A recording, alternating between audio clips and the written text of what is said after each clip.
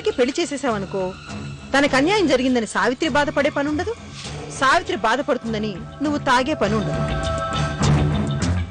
నా పెళ్ళం కావలసిన సావిత్రి ఇంకొకటి పెళ్ళం అయిందని విశ్వ ఏడ్చే పని ఉండదు, విశ్వకు ప్రతిసారి నువ్వు బెయిలిచ్చి తీసుకొచ్చే పని ఉండదు. వాళ్ళు బాధపడక్కర్లేదు, నువ్వు బాధపడక్కర్లేదు, నేను బాధపడక్కర్లేదు, అందరం హ్యాపీగా ఉందాం. వాళ్ళిద్దరికి పెళ్లి చేసేచ్చుగా.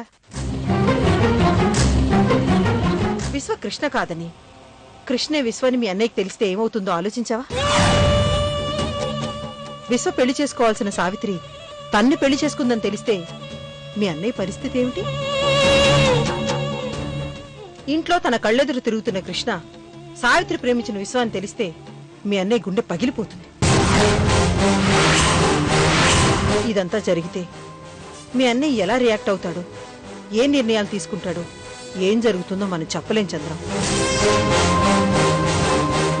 ఇవాళ వాడికి దెబ్బలు తగిలాయని కాపడం పెట్టడానికి తయారయ్యావు. రేపు వాడు కదల్లేని పరిస్థితుల్లో ఉంటే దగ్గరుండి స్నానం చేయిస్తావా?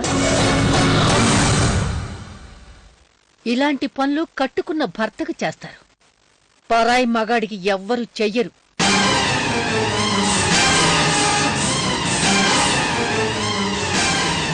విశ్వ సావిత్రులు ప్రేమించుకున్నారని, పెళ్లి చేసుకోవాలనుకుంటున్నారని తెలియక మీ అన్నయ్య విశ్వం తీసుకొచ్చి ఇంట్లో పెట్టాడు.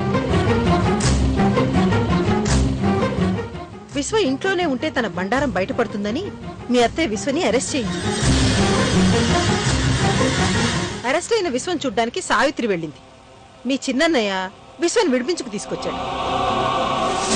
దాంతో మీ అత్తయ్య పరిస్థితి కేబుల్ కనెక్షన్ తీసేసిన టీవీలా తయారైంది. సావిత్రి కోసం విశ్వ ఫీల్ అవుతున్నాడు, విశ్వ కోసం సావిత్రి ఫీల్ అవుతుంది. వీళ్ళిద్దరు ఫీలింగ్స్ చూడలేక మా ఆయన ఫీల్ అవుతున్నాడు. ఫీలింగ్స్ ఎక్కువైతే ఫ్యూజులు తెగిపోతాయని మీ అత్తయ్య ఫీల్ అవుతుంది. ఈ ఇంటి స్టోరీ ట్విస్టుల మీద ట్విస్టులతో మంచి రసపట్లో ఉంది. సమయానికి మా ఆయన వెళ్లి బెయిల్ ఇచ్చి విశ్వని విడిపించుకు తీసుకొచ్చారు కాబట్టి సరిపోయింది. లేకపోతే చర్మం చీరుకుపోయేట్టు, ఎముకలు విరిగిపోయేట్టు, నరాలు తెగిపోయేట్టు పోలీసులు లాఠీలతో కుళ్ళ పొడిచేవాళ్ళు.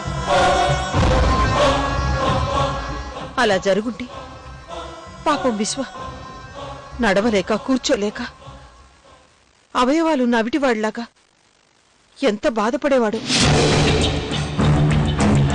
నేను నీలాగా మంచిదాన్ని కాదు సావిత్రి, కాని ఎంత కాదనుకున్నా ఆడదాన్నే కదా. నాకు కూడా మనసుంటుంది కదా. విశ్వ దురదృష్టాన్ని తలుచుకుంటుంటే నా కడుపు తరుక్కుపోతోంది. నాకు తెలిసి విశ్వని అరెస్ట్ చేయించింది ఖచ్చితంగా పిన్నే అయి ఉంటుంది. నీకు మా బావగారికి పెళ్లి చేయడానికి ఒకసారి, ఇప్పుడు మీ ఇద్దరు సుఖంగా ఉండడం కోసం ఇంకొకసారి.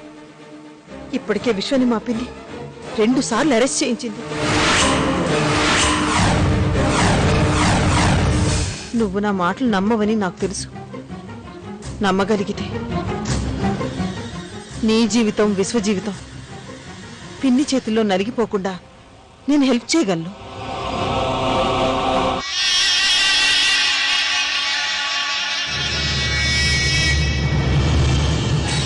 కష్టాలు, నష్టాలు, బాధలు నీ ఒక్కదానికే కాదు, అందరికీ ఉంటాయి. ఏదో నీ ఒక్కదానికే ఉన్నట్టు ఎప్పుడు ఏడుస్తూ ఉంటావేంటి? జీవితం అన్నాక ఎన్నో అనుకోనివి జరుగుతూ ఉంటాయి. జరిగిన వాటి గురించి మర్చిపోవాలి, బాధపడాలి, త్వరగా మర్చిపోవడానికి ప్రయత్నించాలి. అంతేకాని ఏదో 1-2 సంఘటనలు జరిగినంత మాత్రాన సర్వం కోల్పోయినట్లు ఎవరు ఇలా ఏడుస్తూ ఉండరు.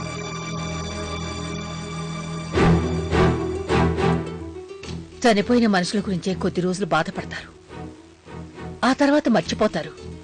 అలాంటిది ఏదో జరిగిన దాన్ని గురించి అదే పనిగా ఆలోచిస్తూ ఏడుస్తూ ఉండడం మంచి పద్ధతి కాదు సావిత్రి.